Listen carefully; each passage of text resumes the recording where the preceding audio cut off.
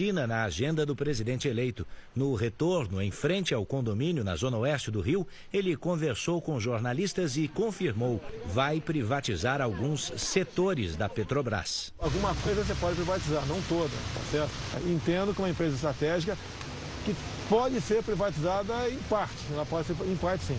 Jair Bolsonaro disse que pretende se encontrar amanhã mesmo em Brasília com o economista Roberto Castelo Branco, indicado para presidir a Petrobras. E confirmou que Ivan Monteiro, hoje no comando da estatal, pode ser deslocado para o Banco do Brasil. Bolsonaro também comentou o que espera da nova equipe econômica liderada pelo futuro ministro Paulo Guedes. Eles são uma parte importante desse nosso plano de governo, eles não podem errar, não têm o direito de errar. Eles não podem voltar atrás, é uma equipe, né, escalada pelo Paulo Guedes, que são pessoas testadas no mercado e até mesmo o nome dessas pessoas anunciadas de ontem para hoje, você viu que o mercado reagiu favoravelmente. O presidente eleito disse que a orientação é diminuir o tamanho do Estado, enxugar gastos e cobrar produtividade. Ele explicou como vão as conversas sobre a política de preços para combustíveis e gás de cozinha. Sem canetaço, né? Sem uma mão grande para do governo, querem um combustível mais barato, um gás de cozinha especial mais barato. Queremos isso. Agora, em grande parte, depende dos governadores, que botam o ICMS lá em cima. Outra área estratégica para o futuro governo é a educação, que, segundo Bolsonaro, foi aparelhada ideologicamente. Se alguém acha que eu estou errado, nos 3 anos de PT dobrou-se o gasto com a educação e a educação foi lá para baixo. Até a prova do PISA, né? O pessoal que está lá na série do fundamental é bem claro tocante isso daí.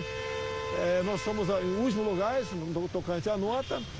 E a molecada não sabe fazer uma regra de 3 simples, não sabe interpretar texto. Mais cedo, o presidente eleito conversou por telefone com o primeiro-ministro da Hungria sobre movimentos de imigração. Não podemos admitir a entrada indiscriminada de quem quer que seja aqui, simplesmente porque quer vir para cá. E essa questão de imigração desordenada, a Europa toda está sofrendo, a Alemanha, a região regiões da Alemanha têm sofrido muito no tocante isso daí, e temos que nos preocupar. Se o Brasil, essa lei continuar em vigor, qualquer um pode entrar aqui e chega aqui com mais direitos do que nós. Jair Bolsonaro embarca para Brasília às 7 da manhã. Até quinta-feira, ele faz visitas a órgãos do governo e do Ministério Público, além de despachar no gabinete da transição. Roberto Castelo Branco, futuro presidente da Petrobras, defende a venda de setores não essenciais da companhia. As ações da Petrobras fecharam com leve alta hoje de 0,77%, dia em que foi confirmado o nome de Roberto Castelo Branco. Doutor pela Universidade de Chicago, nos Estados Unidos, o economista é alinhado com o pensamento liberal do futuro ministro Paulo Guedes. Castelo Branco já participa da equipe de transição e é favorável à privatização de alguns setores da empresa. Pode-se esperar que os ativos não estratégicos, ou seja, como a BR Distribuidora e outros ativos que não são ligados à área de retirar petróleo, de produzir petróleo, possam ser vendidos como forma de diminuir o endividamento e de conseguir recursos para os novos projetos da companhia. Roberto Castelo Branco já integrou o Conselho Administrativo da Petrobras entre 2015 e 2016. Agora ele retorna à empresa como presidente e terá entre os desafios conduzir a política de preços dos combustíveis, que afeta diretamente o bolso do consumidor.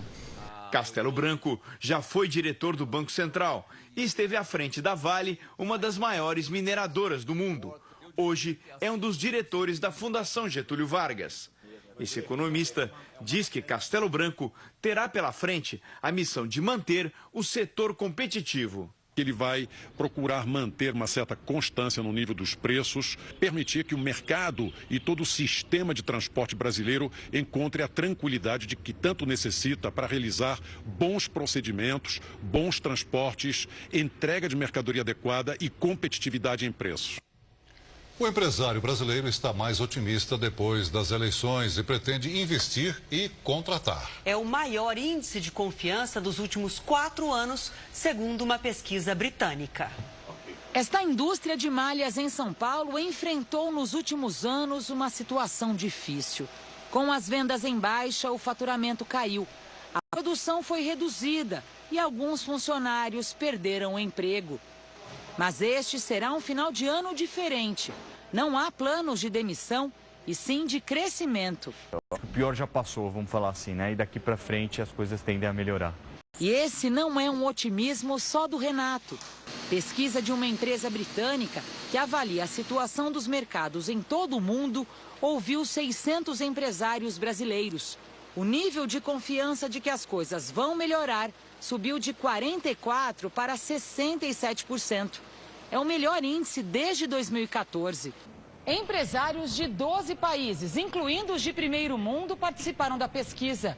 E os brasileiros são os que têm a maior expectativa de crescimento nos negócios, com a intenção clara de criação de emprego nos próximos 12 meses. A pesquisadora, direto de Londres, explica essa nova perspectiva. As empresas acreditam que agora, com a mudança de governo, terá uma estabilidade econômica, uma estabilidade de moeda, e eles acreditam que terão uma demanda maior pelos produtos e serviços que são oferecidos. Para ela, a eleição do presidente Jair Bolsonaro deu aos empresários a esperança de que haverá estabilidade política e econômica nos próximos anos. As empresas acreditam que o investimento vai subir, acreditam também que com a privatização vai ter bastante investimento em infraestrutura no Brasil. Renato acha que esse otimismo de agora vai se transformar em novas oportunidades. Com certeza, a gente, e aumentando, no caso, a demanda da indústria, a gente vai nos ver obrigado a fazer novas aquisições de novas máquinas e tal.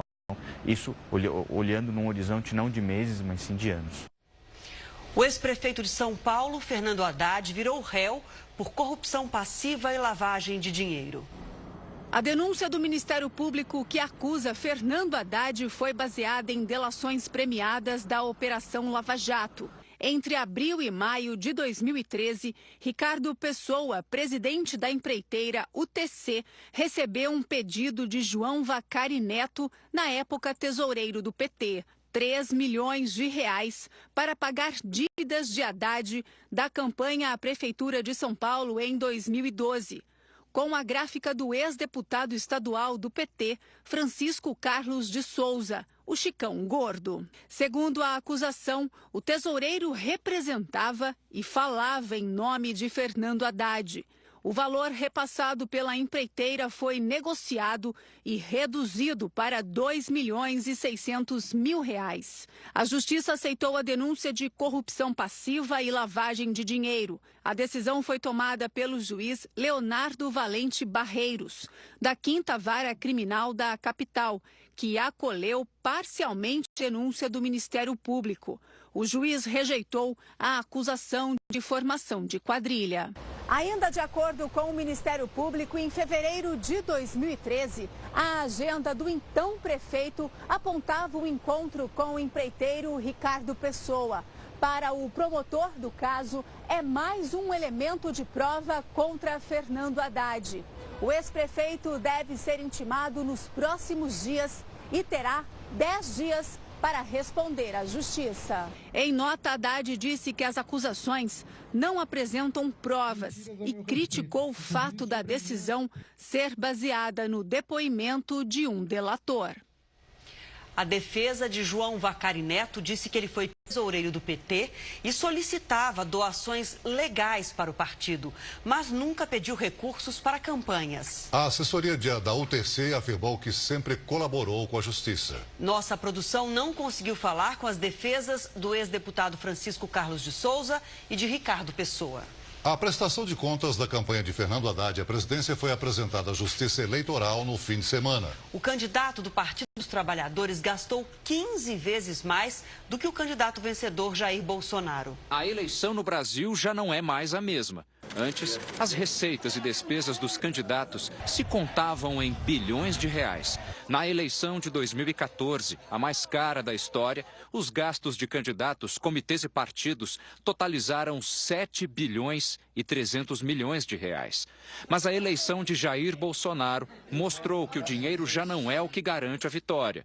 Como candidato do PSL, um partido até então pequeno, com direito a poucos recursos do fundo eleitoral, Bolsonaro arrecadou 4 milhões 377 mil reais. E mesmo assim, não utilizou o valor total. As despesas ficaram em R$ 2.456.000, pouco mais da metade do dinheiro disponível. Já Fernando Haddad, do PT, gastou 15 vezes mais e ainda ficou devendo. Na prestação de contas entregue ao Tribunal Superior Eleitoral, Haddad apresentou despesas que passam de 37 milhões de reais. Como arrecadou 35 milhões, a campanha do petista terminou a disputa com dívidas atrasadas. Nós temos diversas leis hoje implantadas no direito administrativo brasileiro para exigir o cumprimento de metas, né, fiscais. E um partido, numa eleição, por exemplo, supera as metas dele, extrapola os valores. Quer dizer, isso é um mau exemplo, né? Isso não consolida o nosso processo democrático. O jeito foi recorrer à militância. 5 dias após o segundo turno, Fernando Haddad lançou uma vaquinha virtual pedindo doações para pagar as dívidas da campanha. Para aqueles que analisam a vida política no Brasil, essa eleição representou um marco na relação entre candidatos e eleitores. Mostrou que nem sempre quem tem ou gasta mais dinheiro vence a disputa. O presidente eleito nos provou isso, que é possível se eleger com gastos menores, principalmente focando na internet, nas redes sociais. É possível a pessoa se eleger, inclusive presidente da República, sem gastos estratosféricos, inclusive com gastos relativamente pequenos, em se tratando de uma eleição presidencial. Tiroteio agora à noite num hospital de Chicago, nos Estados Unidos. Então vamos conversar ao vivo com a correspondente Evelyn Bastos. Boa noite para você, Evelyn. Já se sabe o número de feridos, há mortos nesse novo tiroteio? Oi, boa noite, Adriana. Celso, até agora a polícia confirmou que o atirador foi morto, mas que 4 pessoas foram baleadas pelo suspeito e estão em estado grave, entre elas um policial. Ainda não se sabe o que fez o homem abrir fogo dentro do hospital, mas segundo relatos, o tiroteio começou já do lado de fora, no estacionamento. Testemunhas afirmam que o suspeito, um homem branco de 32 anos, atirava deliberadamente. O hospital foi esvaziado e equipes da SWAT entraram no local. A situação está controlada, segundo a polícia, mas a região continua isolada. O clima continua tenso em Chicago em mais esse tiroteio aqui nos Estados Unidos. Celso, Adriana. Obrigada. Veja a seguir, começam na quarta-feira as inscrições para substituir os cubanos no programa Mais Médicos. E ainda hoje, na nossa série especial, uma viagem pelos mais de 10 mil anos de história do Peru, país que vai sediar os Jogos Pan-Americanos do ano que vem. Neste local onde nós estamos, no coração de Miraflores, há uma pirâmide